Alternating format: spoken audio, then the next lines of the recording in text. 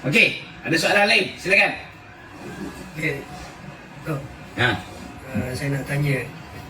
Sebelum ni saya pun tak pernah dengar nama adik Datuk Sri Zahid ni.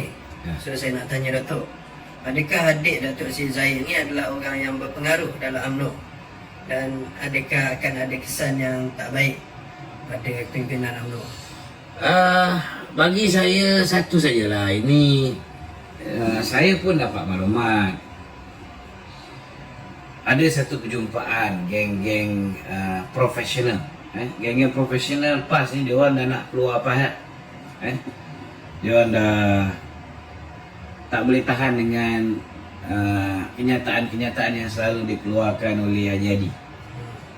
Mereka nak tinggalkan PAS. Tapi mereka letak syarat.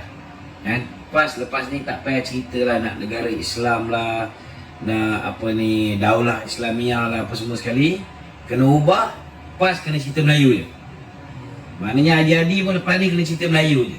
Untuk Melayu. Itu yang dia orang ni duk main cerita Melayu terancam. Dia orang dah tak cerita lepas ni profesional muda PAS tak mau cerita Melayu terancam, Islam terancam, tak ada. So untuk bawa agenda Melayu dengan harapan dapat tarik pengundi-pengundi Melayu menyokong PAS, ini yang dia orang tengah buat ni. Operation dia orang ubah. Pemimpin PAS lepas ni tak cerita pasal Islam, dia cerita pasal Melayu. Dan Haji Hadi kena ikut kalau tak nak dia orang ni keluar daripada PAS ramai-ramai. Dan antara usaha yang dia orang buat ialah dia orang akan tarik orang-orang UMNO ni untuk menyertai PAS. Ini salah satu usaha lah. Dia tarik adik Datuk Zahid. Dia tahu orang ni ada frustration, ada kecewa. Saya pun ada dengar juga apa ni, kawan-kawan yang rapat dengan Hakim ni, dia frust, abang dia tak tolong lah apa semua sekali. Bagi saya memanglah tindakan Hakim ni menjejaskan nama baik keluarga, menjejaskan nama baik abang dia kan. Tapi kalau orang guna otak yang waras, berfikir secara rasional, baguslah Datuk Zahid ni. Betul. Kurang-kurang dia tak buat perangai macam Azmin Ali. Betul tak? Dia tak buat perangai macam Din Pagu, yang jaga toke apa? Toke kelam rambut kat Pagu tu. Bagi projek Jana Wibawa. Kan? Kurang-kurang Datuk Zahid ni tak buat perangai bagi lesen apa nama? Minyak masak pada anak dia. Saya tak cakap sesiapa kan, tapi kalau ada yang terasa pedas, siapa suruh makan cili? Betul tak? Setidak-tidaknya Presiden UMNO ni jauh lebih baik lah, sehingga kan adik dia pun kecewa. Biasalah tu kan. Orang-orang politik pun minta tolong juga dengan Datuk Zahid. Bukan semua dapat ditunaikan. Kena cari jalan lah. Kalau nak berniaga, buat cara orang berniaga. Berniaga tu bukan semua orang politik boleh tolong. Kalau orang politik tolong buka jalan pun, kita tak ada cari jalan, channel berbaik dengan orang bawah, kaki tangan kerajaan dan sebagainya, tak jalan juga kan. Tetapi kita ni manusia kena ada pendirian. Takkanlah kalau frust tak dapat projek, tak dapat tu, tak dapat ni, kita nak keluar parti, masuk PAS kan. Masuklah tu parti yang parah kan. Parti yang bak kata Haji apa ni, Muhyiddin Yassin, parti ajaran sesat kan. So bagi saya bagus jugalah. Setidak-tidaknya orang tahu bahawa Datuk Zahid tak salah guna kuasa. Okey? Ada lagi? Datuk, bolehkah Datuk ulas sedikit berkenaan isu-isu parlimen lah, laporan Ketua Audit Negara mengenai penyangka kewangan kerajaan Persekutuan tahun 2023? Ya, ada komen Hanif Fit. Ya Assalamualaikum Hanif. Assalamualaikum Datuk. Waalaikumsalam. Ya ni. Saya nak tanya, saya nak tanya soalan, dua soalan. Okey. Ada tadi soalan apa? Ya. Kelantan dia orang buat KB Center tapi dia orang memberi projek dekat syarikat Cina. Cina luar negara. Betul. Nampak Datuk isu. Bila time kapal Cina landing kat Malaysia, dia orang bukan main lagi. Entak kita. Bukan main lagi. Tapi bila time dia orang pergi ke berjumpa dengan kedutaan China, boleh pula. Hamzah pergi jumpa, boleh pula. Wah Ahmad Faisal pergi jumpa, boleh pula. Dia orang hantar rombongan pergi ke negeri China, boleh pula kan. Tapi bila kita buat, kita dituduh komunis dan sebagainya. Hari ni telah terbongkar pula. Menteri Besar Kelantan bagi projek. Projek apa tadi tu?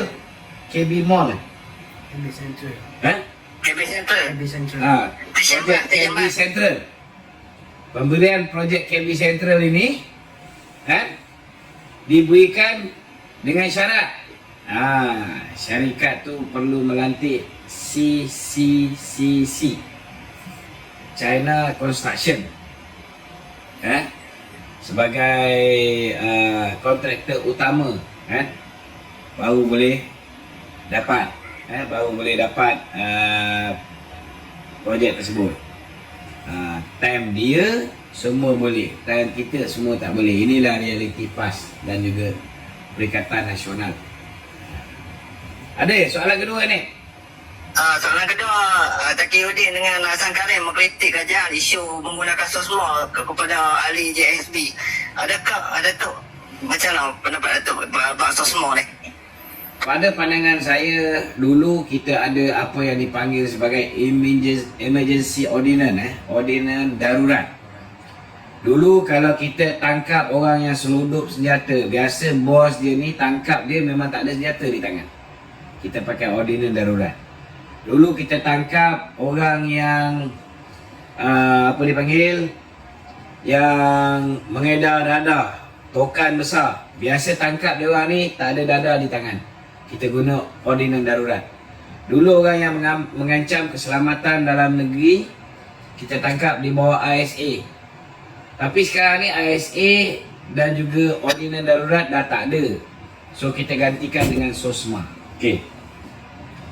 SOSMA ni nak tahan apa semua sekali, dia ada prosedur yang ketat, bukan longgar, boleh tangkap sesuka hati macam dulu ISA bawah Seksyen 73/1, seorang yang berpangkat DSP boleh tahan mana-mana manusia, boleh tahan 60 hari tanpa bicara.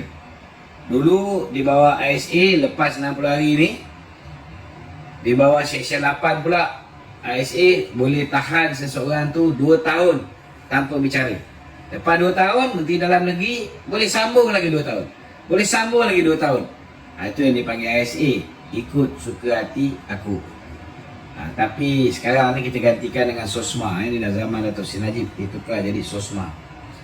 Kalau kes ni tak berat, kes ni tidak ada kesan kepada keselamatan negara, saya yakin pihak polis tidak akan gunakan SOSMA.